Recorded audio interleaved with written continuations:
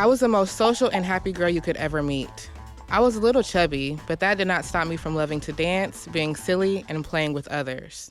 I was teased a lot in school for my size, and no matter what I said back to the bullies, the insults still hurt.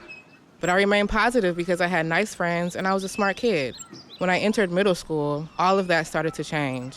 I went from having groups of friends and creating social clubs for the school to barely graduating because I was absent so much. By then I had insomnia, experienced 7 deaths within my close family, and internalized all the teasing I received during elementary school.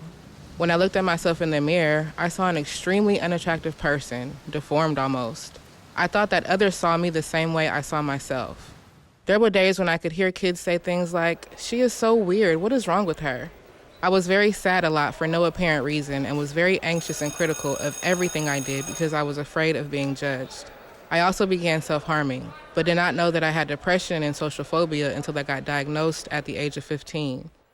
By the time I started college, my mom had been working in the mental health field for a while and exposed me to a self-help plan that helps you stay on the road to recovery using your own insight and knowledge of self.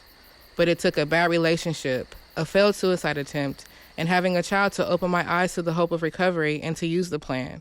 I'm also lucky to have had the support of people I call angels, who have helped me along the way. One was a woman at church when I was younger. One was an awesome counselor who was open and real with me like no other. Sometimes, it was even a random person who maybe wasn't in my life consistently, but showed up when I needed the person to give me hope. But the one person that really inspired me to seek the help for myself that I needed was my daughter. Having her changed everything. It motivated me to get help because I knew in order to take care of her, I had to take care of myself. I now work for an awesome organization that does amazing work in the field of mental health recovery, stigma elimination, and advocacy. I am so glad that my recovery has allowed me to work in the mental health field and provide education and insight on the possibilities of wellness and recovery. I really just try to use my own life and my own story as a picture of what recovery looks like and as a source of hope.